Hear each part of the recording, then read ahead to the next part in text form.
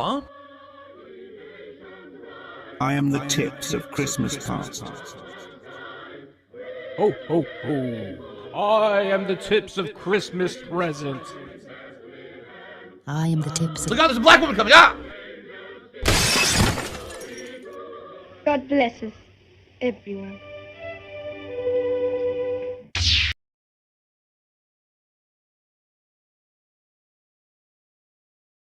Do I have any streaming goals for 2026? Man, I guess here's the thing.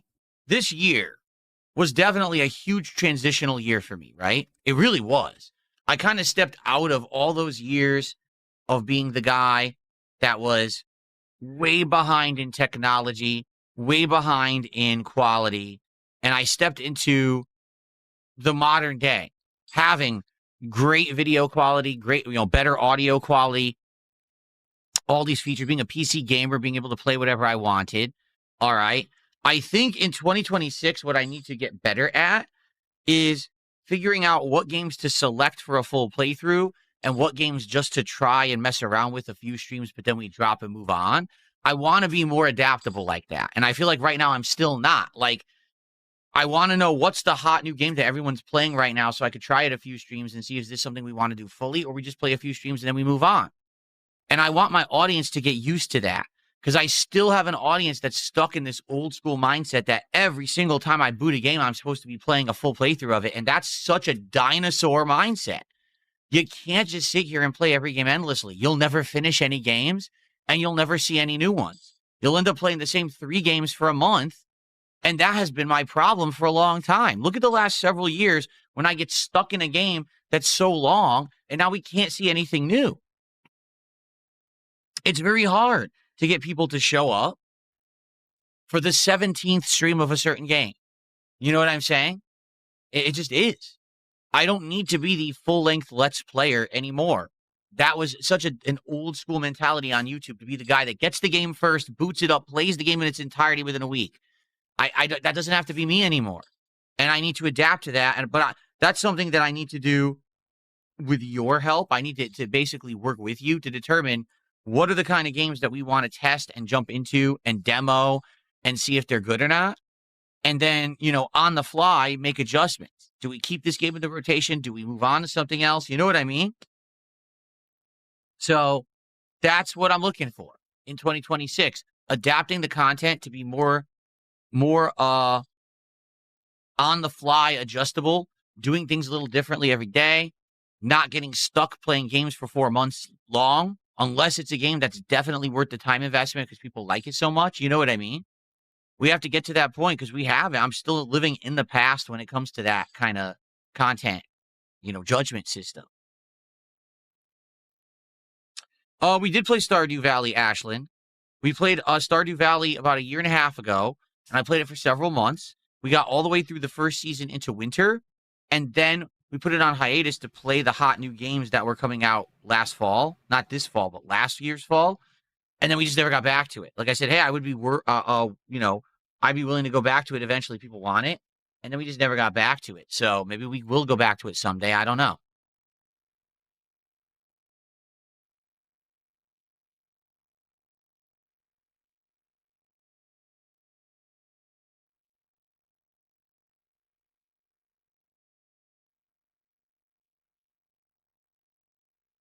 What's up, Game Boy? How are you today?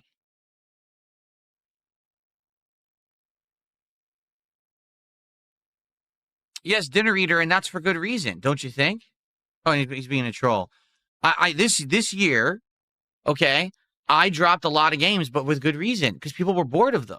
And I used to be the guy that would force the audience to have to watch a game they didn't want. Why? Because I was in this old school dinosaur mentality that if you start a game, you got to finish the game. If you play it, you got to do a full playthrough of it. No, you don't. You can get a taste of a game, enjoy it for what it is, and say, okay, we all enjoyed it. Let's see what another fun thing to do is on stream. It doesn't always have to be full playthrough, full playthrough, full playthrough. That's what I have to change. There are going to be good games that you want to play the full playthrough of. All right? But that's not going to be every game. I need to determine which games are worth that time because I'm in demand. People want to see me play a bunch of games at all times. So I have to be using my time wisely rather than just sinking it into every old game that I play.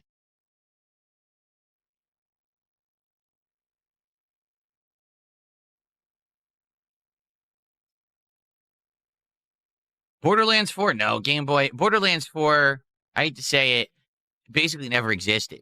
I'm serious about that when I say it, too. Like, it came out within a few days, no one talked about it.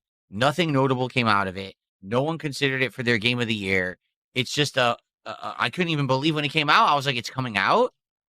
Does anyone know anything about Borderlands 4, honestly? It's sad. Borderlands at one point was a humongous franchise, and then that stupid Randy Pitchford guy, he's a dunce. He really had no idea how to steer the ship. I feel like that's a series that if it had good management, it could have went incredibly far and still been insanely prominent to this day. And instead, it's culturally irrelevant at this point. A movie came out, no one cared. The movie flopped. It's like, oh my God, man. How the mighty have fallen, right? Because Borderlands 1 and 2 were huge.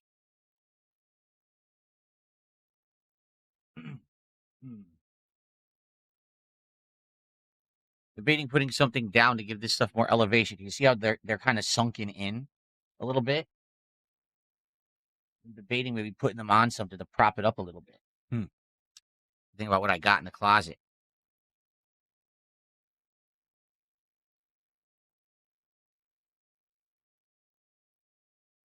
Does anyone still play Borderlands 1 or 2? I don't know. Like I said, but those games were very fun and prominent ages ago, right? A decade ago. And then 3 came out, and 3 was just so inferior to both that people didn't talk about Borderlands for the longest time. And then all of a sudden it was kind of like, oh yeah, we're making 4. Like, what? Why? Huh?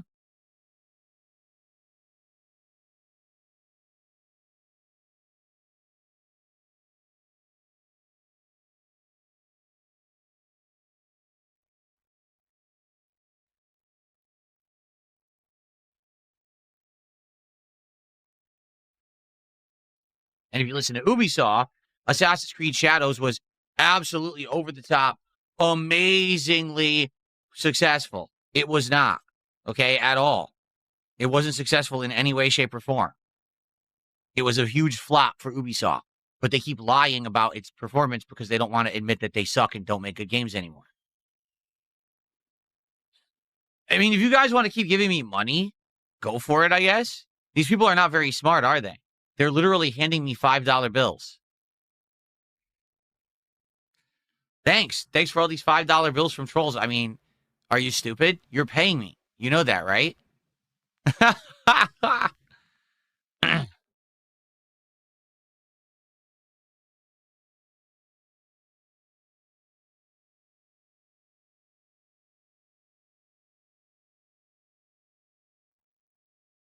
Yes, I remember the Order 1886. I do.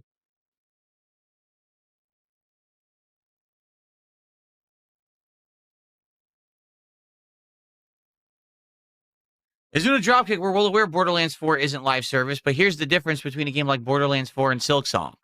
Hollow Knight Silksong is literally being talked about within all different circles as the best Metroidvania ever made, a Game of the Year contender, a game that everyone is excited for the DLC coming up, and something that is insanely culturally relevant. It was memed, it was put all kinds of art, everything all over the internet.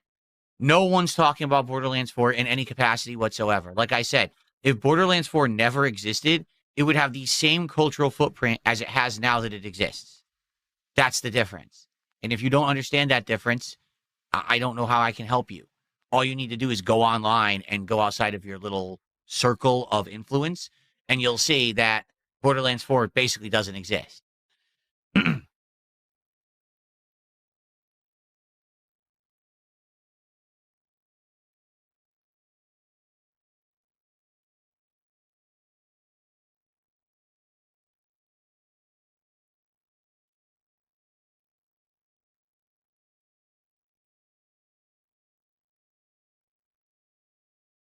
All right, well, thanks for chilling, guys. We'll chill for a few more minutes here, but then we're going to get started with Clair Obscure today. We're in the midst of the Crimson Forest dungeon. After we beat that, I actually don't know what's next. Thankfully, we got there.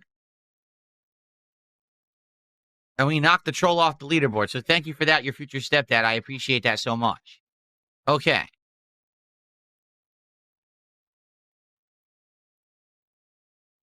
Well, now the troll just gifted a bunch of subs. By the way, for the record, we all know that this is 220, right?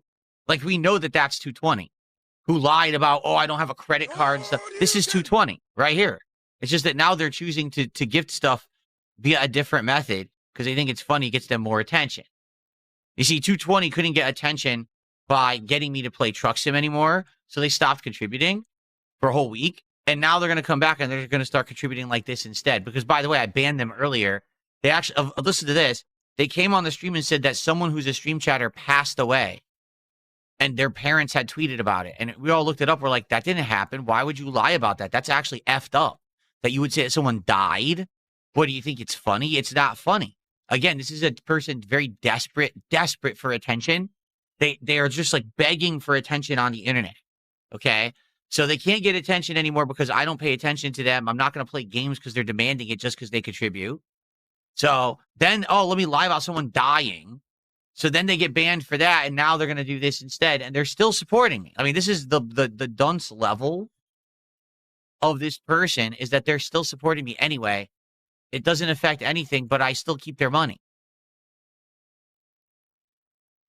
There you go. Cheesy Bear, thanks for another $5 super chat.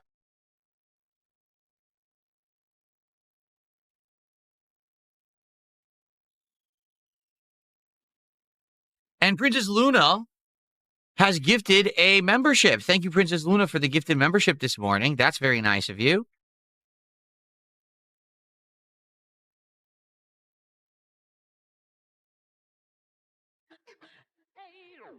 Thank you for getting that momentum started on the YouTube side.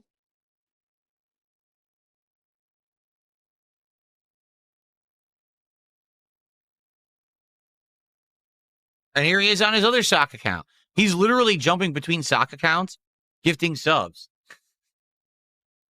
What an idiot. Dude, you are supporting the channel. You understand that, right? Like,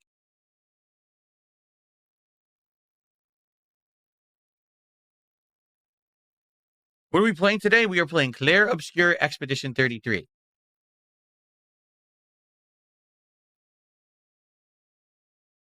What's that? Your future stepdad. I know, but sadly, your future stepdad, not your future stepdad, I said the wrong name. You're not funny. I don't know why I said your future stepdad. You're not funny. Says the last day of the month is to be expected. It's government handout day for losers. No, you have to understand this guy. Obviously, he has money, and it's not his. Like, it's either his parents' money or he's one of these trust fund baby. You know what I mean? No one just throws money around like this that they've earned. Literally, no one who works for money pisses it away like this guy does. So he's definitely not like you and me. He's not a working man who earns $1. This is a guy who just gets everything handed to him. So it's easy for him to just do dumb shit like this. You understand? But it's definitely not government money. No, this guy has money from somewhere. Like I said, most likely his parents who just pay his way through life. He's probably got some rich, wealthy dad and mom or something. And he has no brain between his fucking ears, you know, this hollow up here. But they just give him the fucking platinum card and let him just rack it up as he sees fit. Cyber Elk, how are you doing, man? He says, Happy New Year, Phil. Hope all is well. Someone tipped a buck, says, I guess 220's daddy actually doesn't pay attention to him. He has daddy issues. I mean, probably the most attention his dad pays him is to see if the platinum card cleared, you know, or if he hit the limit for the month or whatever.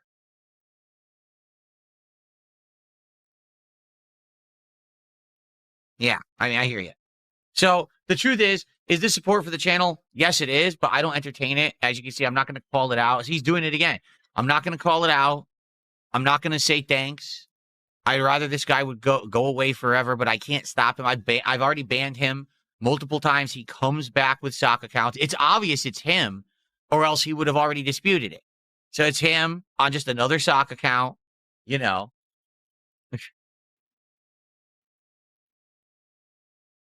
Godly Santa, enjoy your ban.